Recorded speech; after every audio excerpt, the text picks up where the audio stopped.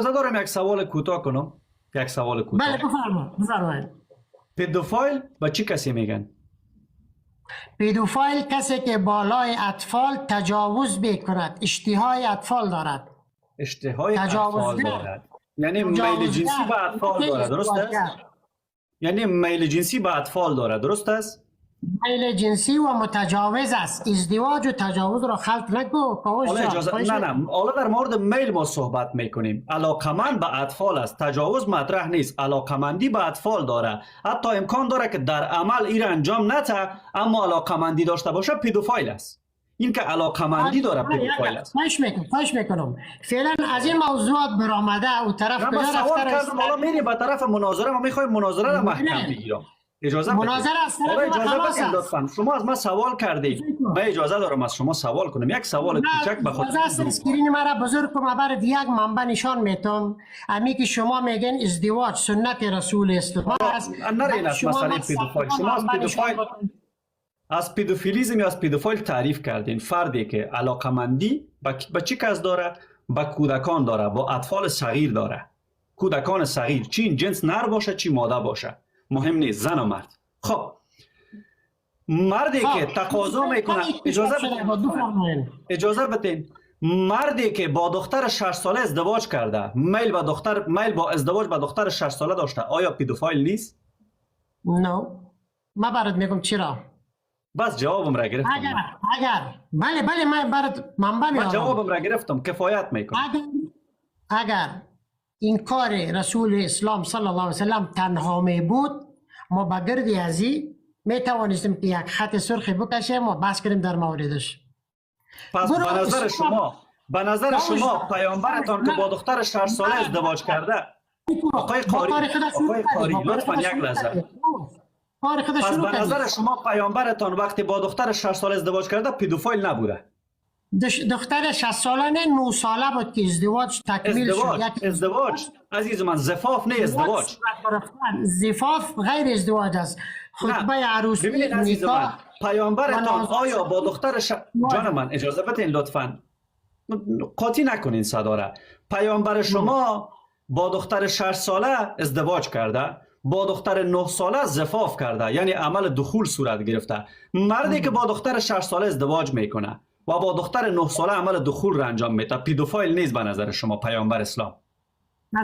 از کدام منبع میگوی؟ بفرما. ازدواج و تجاوز یعنی پیامبر اسلام با دختر 6 ساله ازدواج نکرده و با دختر 9 ساله سکس نکرده؟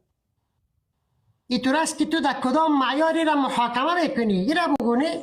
شما از من منبع خواستین، اجازه بدین لطفا همین منبع را من برایتان یک بار بیارم، خواهش میکنم لطفا. ببینید عزیزان، کتاب صحیح بخاری روایت 3896 ترجمه ای که خودشان کردن از ابو اسامه از هشام از پدرش روایت است که گفت خدیجه 3 سال پیش از برآمدن پیامبر به سوی مدینه وفات کرد. آن حضرت به مدت 2 سال یا به امین اندازه انتظار کشید و سپس با عایشه نکاح کرد و او دختر 6 ساله بود. ببینید عزیزان، دختر 6 ساله بوده که عقد نکاحش با پیامبر بسته شده.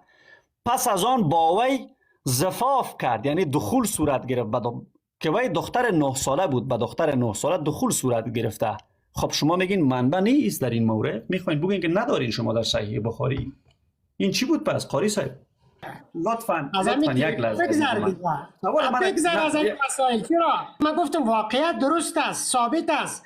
دوستان عزیز، حالا ببینین که اینا بعضی اوقات استدلال میارن برای شما که ایشان شاید دختر بزرگسال بوده باشند در اون زمان. ببینین عایشه با گودی های خود بازی میکرده در کتاب صحیح مسلم. قاری صاحب کتاب صحیح مسلم را باز کردم. کتاب صحیح مسلم دوستان عزیز، ترجمه فارسی، جلد 4، روایت شماره 2440 از عایشه روایت است که گفت او با دخترانی در نزد رسول خدا چی میکرد؟ بازی میکرد. گفت یاران و دوستان من نزد من آمدند و آنان خود را از رسول خدا مخفی می کردند و رسول خدا دوباره آنان را نزد من می گرداند.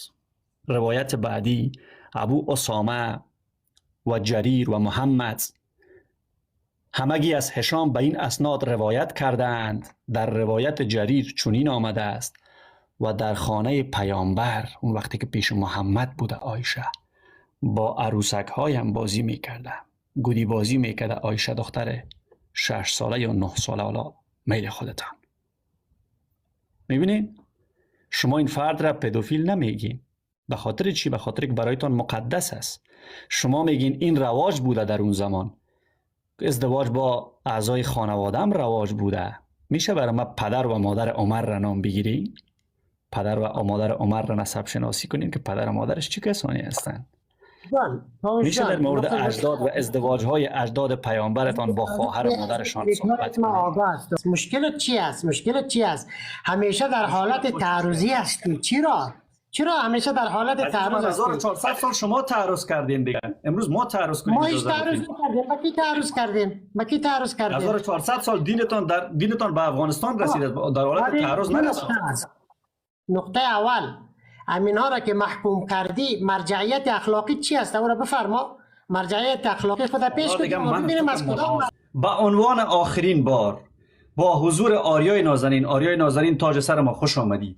با حضور پویا جان، آقای قاری عبدالحق رضوانی، بزرگوار نازنین، در باب مسئله پدوفایل بودن پیامبر اسلام و اثبات پدوفایل بودن پیامبر اسلام، آقای غمخور که شما را فرستاده، با من مناظره دارین یا خیر؟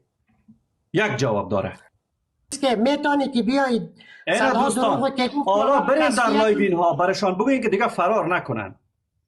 فراری چی؟ دیگه دوستان که اهل فرار کی است؟ از زمان عمر که فرار شروع شد تا امروز فرار میکنن. با توین کدید کوش، با توین کدید. عمر فرار نکرده بود؟ و روایت رافضی است و هم سند هم نداره. روایت در کتاب شما. خب به هر صورت پس مناظره نمیکنین. مناظره نه، گفتگو در مورد تمام اوقات خوش قاری عزیز، تشکر که آمدی با ما صحبت کردی. از بایکوت کشیدمت. بله بعد از این بیا در برنامه عزیز من.